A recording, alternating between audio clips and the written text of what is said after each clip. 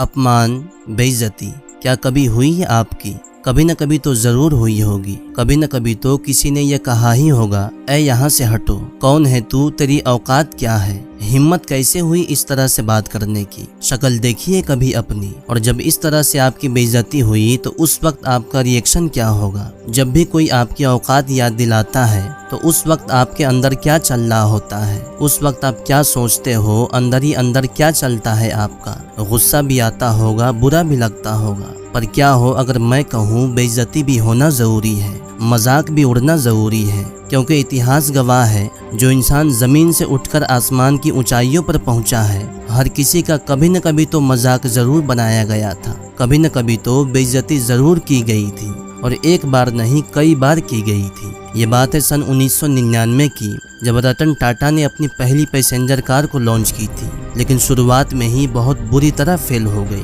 उस वक्त टाटा ग्रुप के सभी मेंबर ने यह सलाह दी थी कि इसे फूड कंपनी को बेच दिया जाए, और इसके लिए टाटा कंपनी को फूड कंपनी से बात भी हुई थी। उसके बाद रतन टाटा को अमेरिका बुलाया गया और वहाँ पे फूड कंपनी के ऑफिसर के साथ मीटिंग भी हुई, और वहाँ पे रतन टाटा को ये कहा गया था कि जब आपको कार के बारे में नॉलेज नहीं थी तो इस फील्ड में आपने कदम क्यों रखा। वहीं पे उनको ये भी कहा गया था कि हम टाटा कंपनी को खरीद कर आपके ऊपर एहसान करते हैं, आप इसे हमारा एहसान समझे और इसे कभी मत भूलिएगा। उस वक्त रतन टाटा ने अपने इस अपमान को घोंट कर पी गए। इस घटना ने उनको बहुत उदास किया। रतन टाटा ने बदले की भावनाओं में समय गंवाने से ज्यादा जरूरी समझा अपने कमियों को सुधारना। उन्होंने कार बेचने के विचार को बदला, पूरा फोकस अपना कार बिजनेस में लगा दिया। कहा जाता है समय पहिए के समान होता है, और इसी तरह से टाटा कंपनी का भी समय बदला, और रतन टाटा की मेहनत ने टाटा कंपनी को ऊंचाई पर पहुंचा दिया।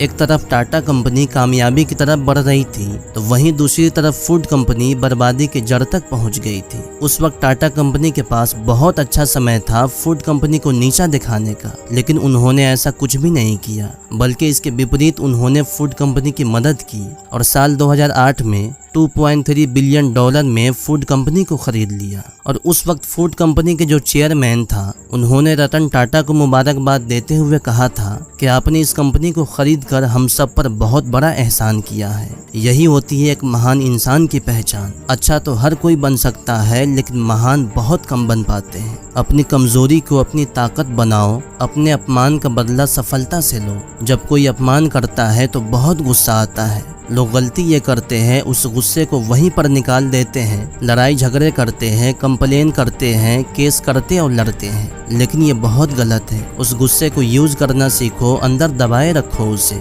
और अपने अंदर की आग को अंदर दबाए रखो, तभी आपकी जिंदगी में बदलाव आएगा। क्योंकि कोई भी इंसान अपना सम्मान भूल सकता है, लेकिन अपमान कभी नहीं भूल सकता। कोई कुछ भी बोले उसका जवाब मत दो, अपना गुस्सा, अपनी आग को बाहर मत निकालो, उसको अंदर रखो। बाहर निकालोगे तो तुम्हारी बेइज्जती तो होगी ही, तुम कभी भी अपना बदला नहीं ले पाओगे, नहीं तुम्हें वो इज्जत मिलेगी जो तुम चाहते हो। अपने अंदर ये बार बार बोलते रहो, कहा था ना तूने शक्ल देखी है अपनी, एक दिन ऐसा वक्त लाऊंगा कि शक्ल देखने को तरस जाओगे। कहा था ना तूने चल हट, कौन है बे तू, एक दिन ऐसा वक्त लाऊंगा कोई बैठा नहीं रहेगा जब मैं खड़ा रहूंगा। कहा था ना तूने औकात क्या है तुम्हारी, मेरी औकात मैं नहीं मेरा वक्त बताएगा। क्योंकि जब समय का पहिया घूमता है तो अच्छे अच्छे घूम जाते हैं। और बार बार अपने अंदर ये बात करते रहो कि ठुकराया है जिन्होंने मेरा वक्त देखकर, वादा है खुद से एक दिन ऐसा वक्त लाऊंगा कि लोगों को मिलना पड़ेगा मुझसे मेरा वक्त लेकर।